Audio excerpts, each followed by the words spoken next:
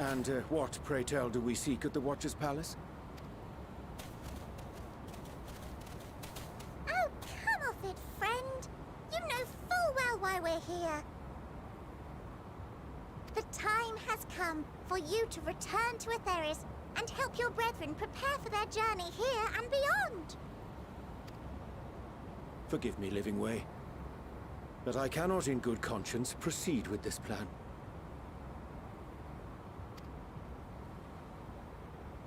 Huh? But what about the final days? The death and the doom? Oh, we have to hurry before it's too late!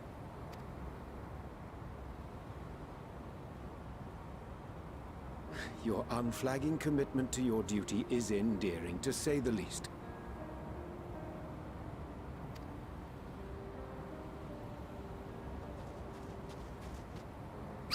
Oh, bugger!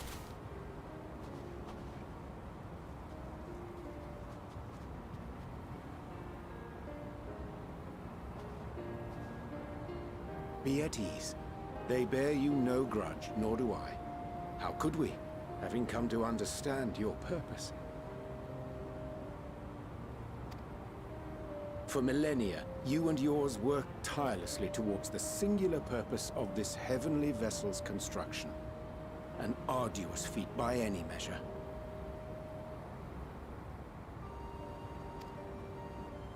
It is clear you have spared no effort.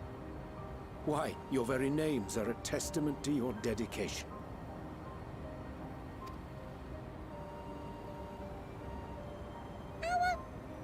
Our names? I'm not sure I understand what you're getting at. Names are an expression of the self, a declaration of one's hopes and aspirations.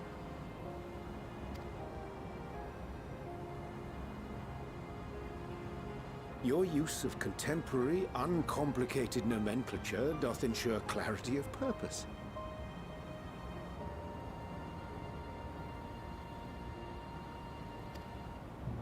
There can be no doubt that your love for the people of Aetheris is boundless and pure.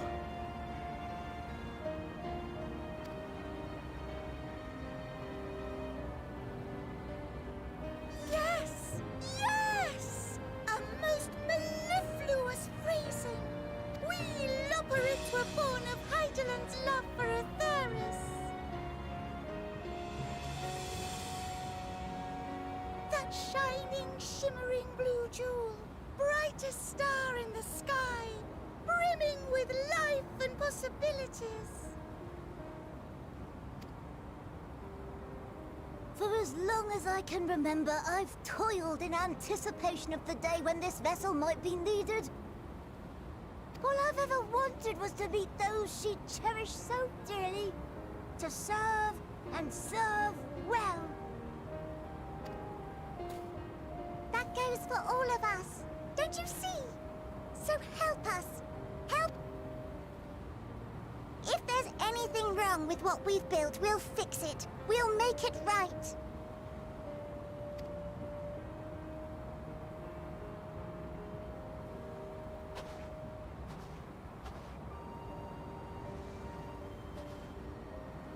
Your works want not for repair. Yet there remaineth much for you to learn of men, and your own kin besides. Singing Way, thy name bespeaketh more than the simple marriage of rhythm and rhyme. The songs of Aetheris are beyond counting, and span the length and breadth of emotion. Maps are monuments to man's pioneering spirit and his devotion to charting the furthest reaches of our star. Many have devoted their lifetimes to exploratory pursuits, to venture unto the highest mountains and the deepest oceans in search of unknown frontiers. And thou, my friend, I do not think we have met.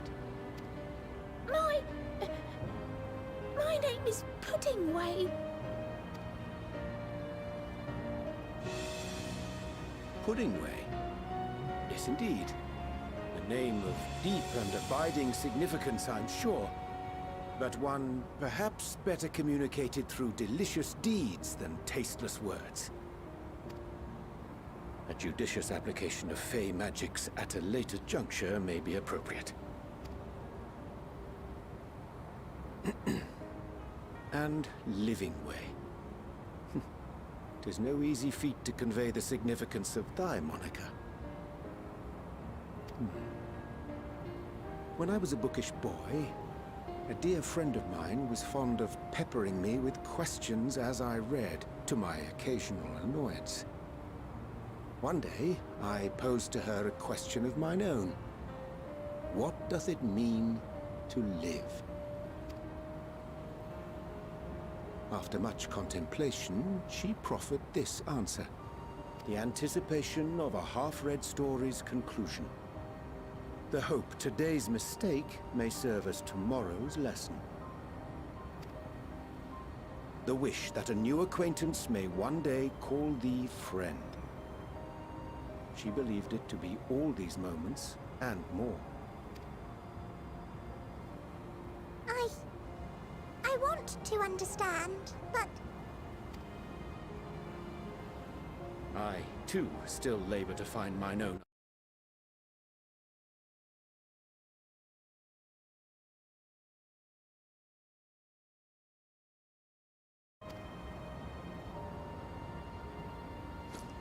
For thee.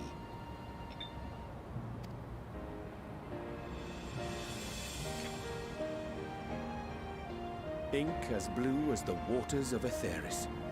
Made in haste, though I assure thee, the quality has not suffered for it.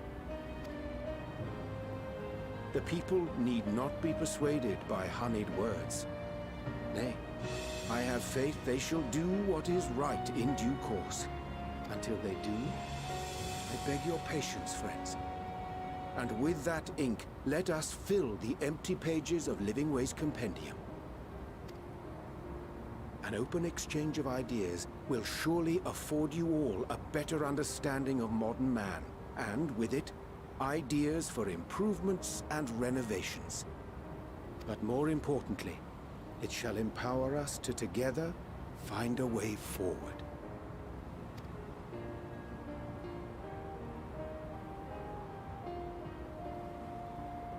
I hope you're right. Thank you for this lovely gift.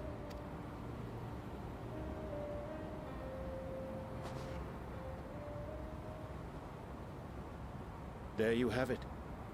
I shall remain with the Loporrits to ensure that all is in order. Though we must needs prepare for every eventuality, you would all agree that the evacuation of our star is a last resort. To accept failure is to accept the demise not only of our star, but that of Reen's, of all reflections, and the souls that call them home. Which is why I have every faith that you shall fight to the last, that such drastic measures may prove unnecessary.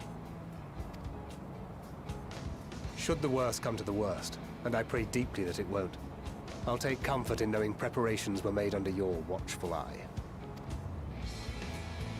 Aye, thou mayest be assured that if calamity cometh, not a soul will be left behind, if being the operative term.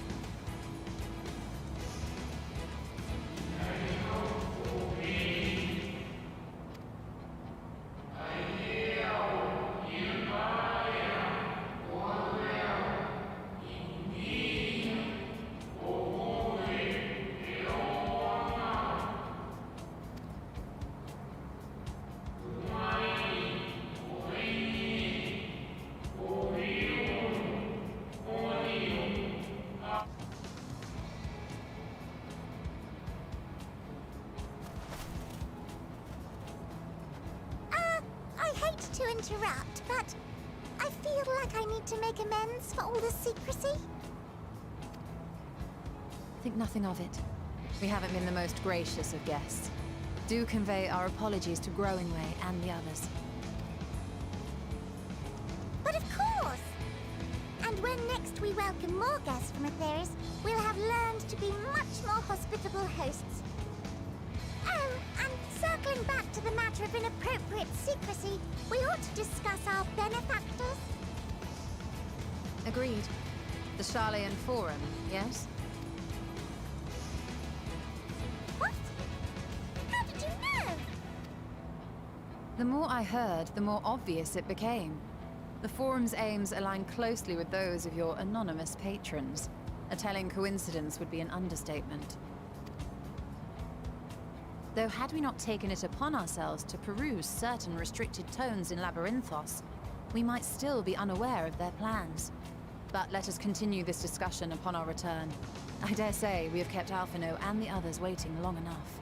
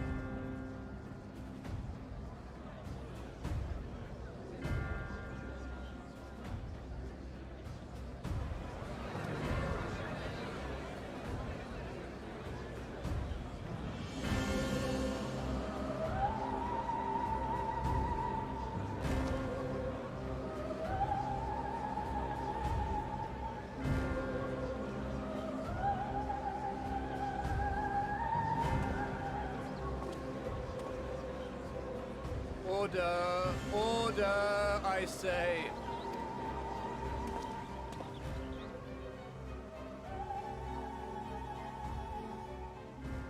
I thank you all for gathering here on such short notice. This day we must speak of grave affairs and their implications for the future of Charlian, nay, of this very star. Said affairs concern all citizens, and so we have called for a public assembly.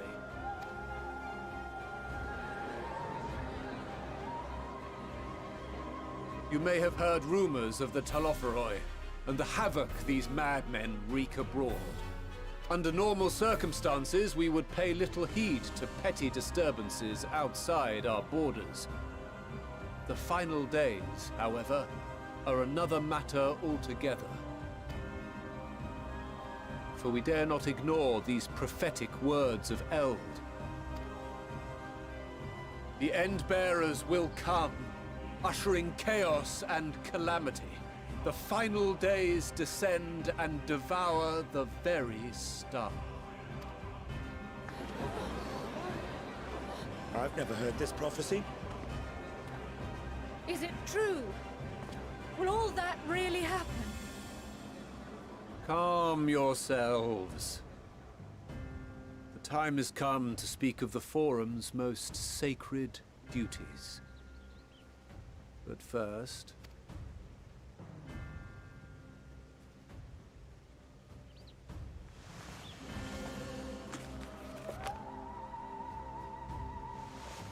Give voice to the voiceless. Let bindings be unbound. By unanimous decree, I declare the enchantment broken.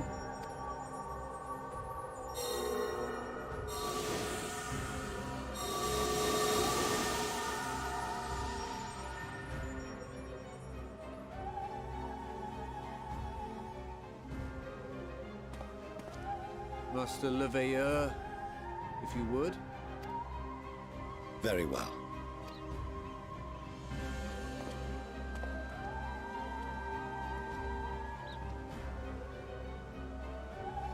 "270 years ago, our forebears began an expedition in the Dravanian hinterlands, in search of a route to access the ethereal sea. This much is public knowledge. Their findings, however, would become the Forum's most closely guarded secret.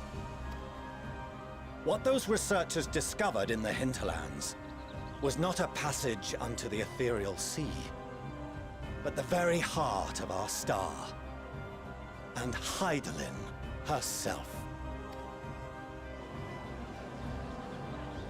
She spoke to them of a calamity that would extinguish all life, and of a means by which we might be spared. The moon. 'Tis in truth a gargantuan vessel built to serve as sanctuary for her children, and deliver them from this doom.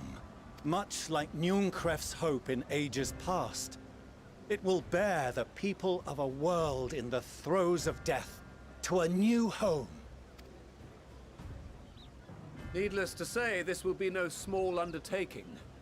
To facilitate the great work, the Forum has maintained close contact with the servants of Hydaelyn, who presently reside on the moon. Convinced that the foretold end was all but inevitable, we began amassing a wealth of knowledge. Not merely for the betterment of our nation, but in preparation for the journey to come. You reveal this to us now? By the gods, how long do we have?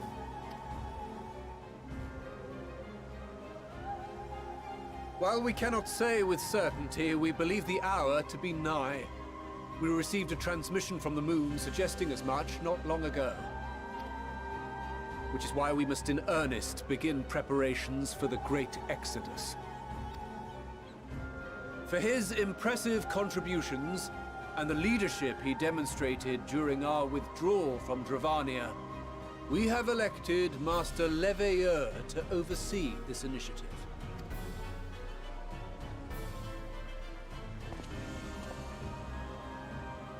Fellow scribes and scholars, my countrymen, We face a threat of unprecedented scale.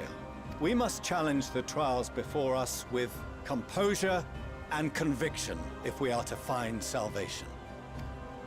The wisdom of Sharlayan has ever been a shining beacon in the darkness, and so it shall continue to be.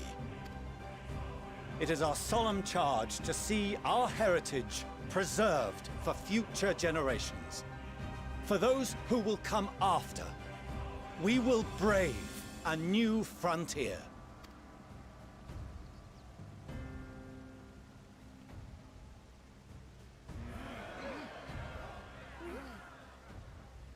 Administrative edicts will be relayed to all major institutions ere long. In the meantime, carry on with your duties. With that, I hereby call this assembly to a close.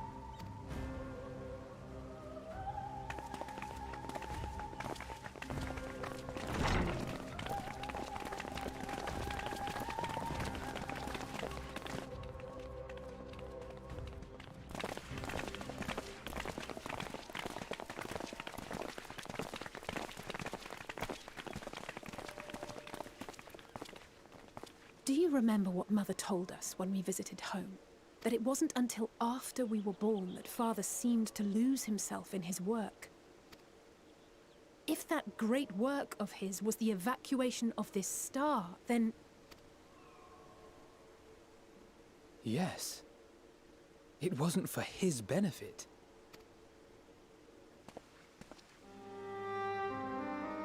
Would you mind waiting here a moment? I wish to speak with Father before we leave.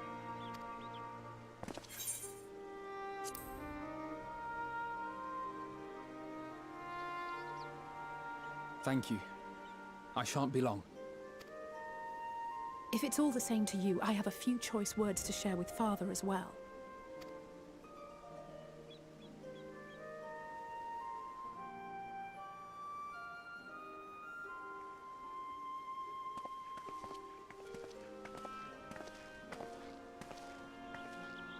So, come to call us cowards and bid us join your fruitless battle against the inevitable. Nay, we do not object to the Forum's proposal. On the contrary, those who wish to flee have every right to do so. Urianger is cooperating with your associates on the moon to ensure that all is ready should evacuation be our only recourse. Then whatever your business, I suggest you be brief. Though we cannot boast the boundless wisdom of Sharlayan, we have first-hand knowledge of foreign cultures and have conversed with no small number of peoples. These experiences have taught us fundamental truths that cannot be recorded in any tome nor charted on any map. The beating heart of this planet is its people, many of whom would give anything, even their lives, to protect the lands they love. Many may choose to join you in the end. But what of those unwilling or unable, for whom escape will never be an option? What would you have them do? To ignore the plight of those one might conceivably save is not wisdom, Father. It is indolence. This is why we choose to fight. We'll not ask for your understanding, Father. Only that you don't turn a blind eye to the good we have done. That we can still do. We're not children in need of protection. Hold fast to your principles and let the world burn if it please. But we believe there is still another way. And if there is, we will find it. You see if we don't.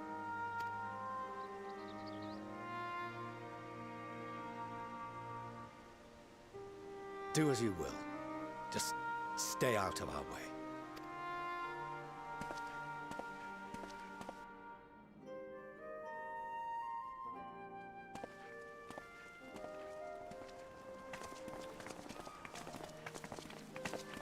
Were he not so consumed with self-righteousness, he might tell you how proud he is of you both.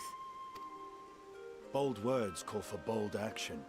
And there'll be no turning to your father should plans go awry. As if I ever would.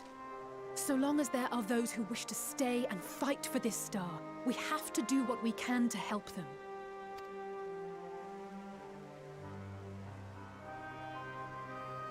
And if we're to do that, we'll need to be well rested. Wouldn't you agree? And having triumphed over what we once thought to be the source of all evil, I can think of no one in greater need of at least a dozen winks.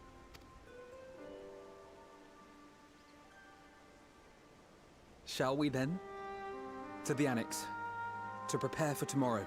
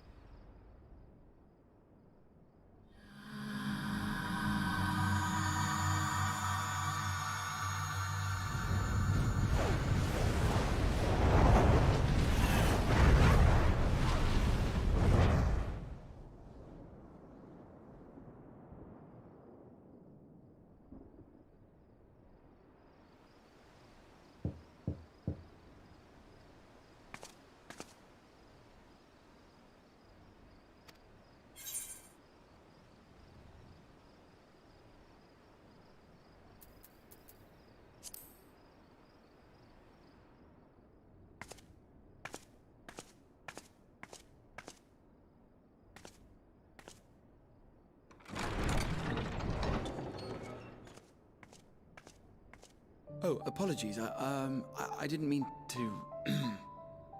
If you could spare a moment before bed. Thank you. I fear this may be the last quiet night we have to talk for quite some time.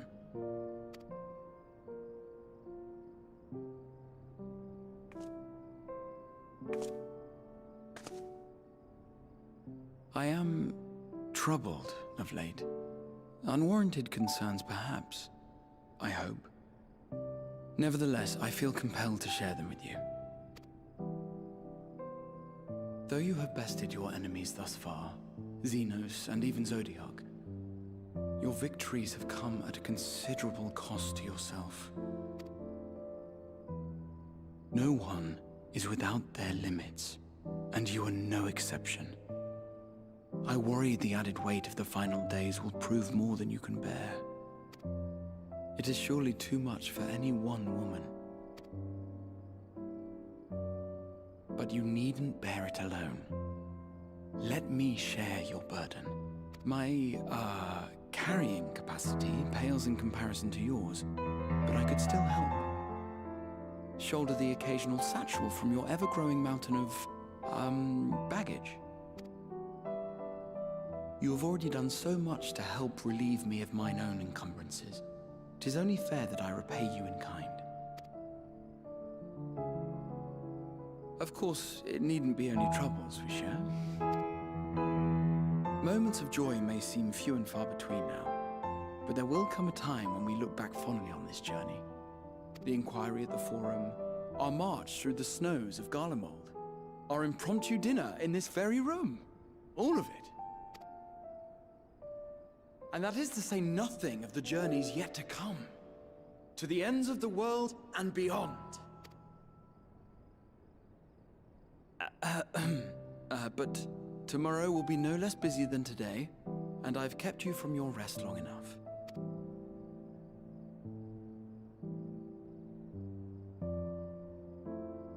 Sleep well, my friend.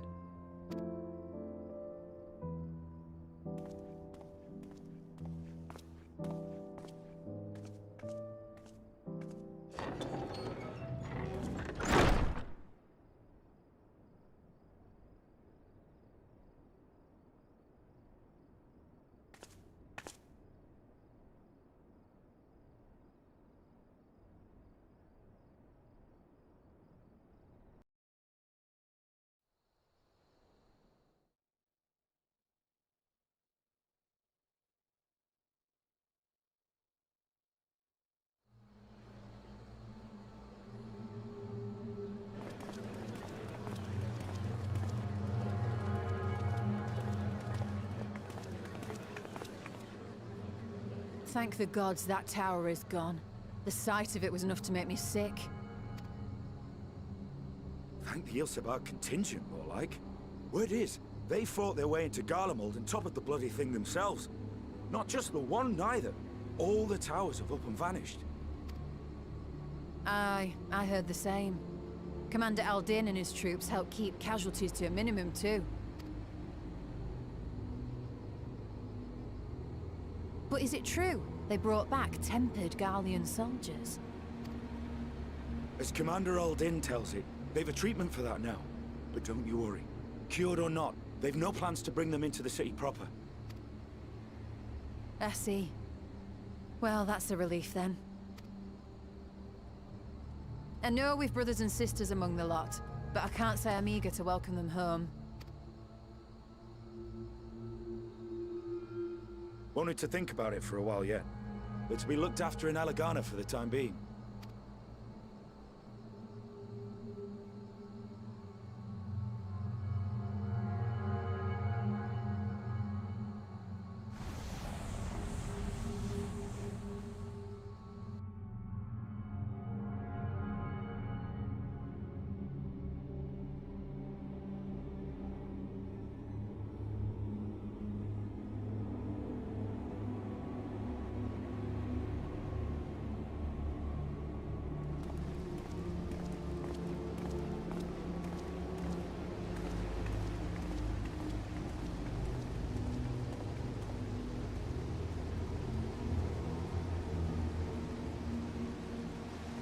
Another day, another commission of paramount importance. Well, what have we here?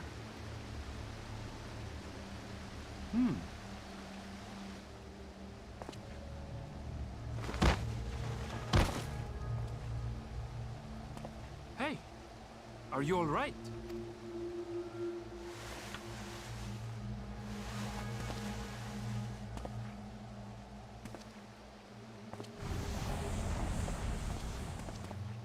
Was that? No. The shadows play tricks, nothing more.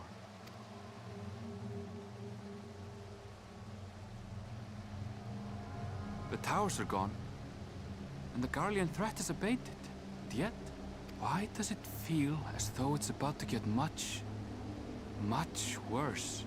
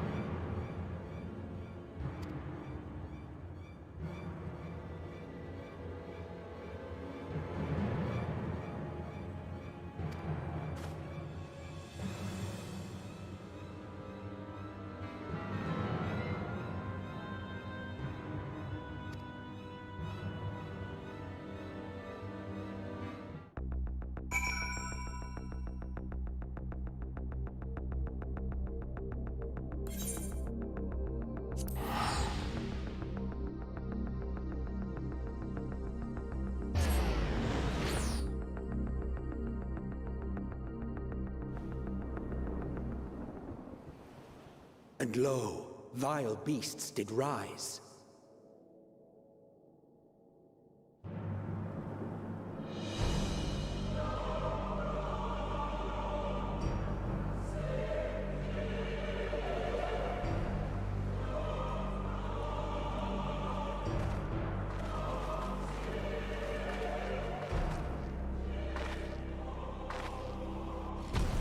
Leaving naught in their wake but blood and ash. Sun scorches earth and boils seas. And our sins ascend unto the heavens. Three dooms to unmake all we were.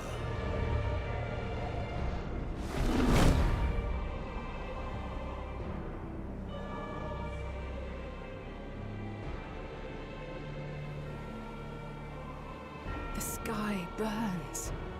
The final days are truly upon us. My friends, I trust you have heard the news. We have. What can you tell us of the situation, Your Excellency?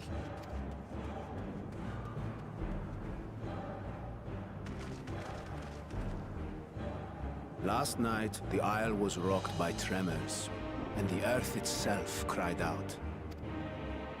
Aloft, the heavens began to burn. From all about, unholy beasts, the likes of which we had never seen, came forth in fury and rage. No. To say they came forth would be inexact. The people of Radzat-Han themselves transformed into these baleful fiends.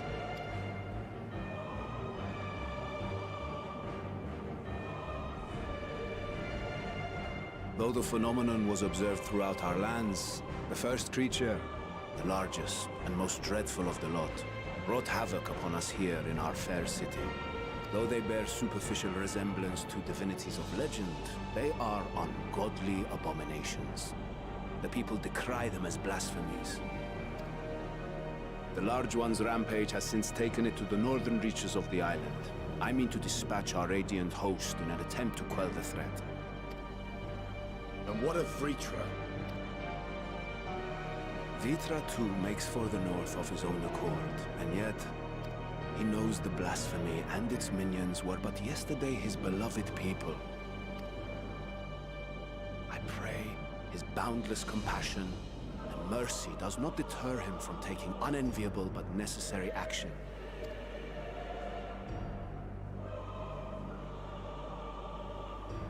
Understood. I ask that you allow us to aid you in quelling this threat. You would risk your lives to help us yet again? I have no words to express my gratitude. Our regiments approach the north from several directions, with a number of units set to depart from the docks of Yedlimat. They will make landfall in an area of dense jungle, where one can expect to encounter dangers even beyond the fell beasts we hunt. I leave you to your preparation. You will find me at the docks when you are ready to depart.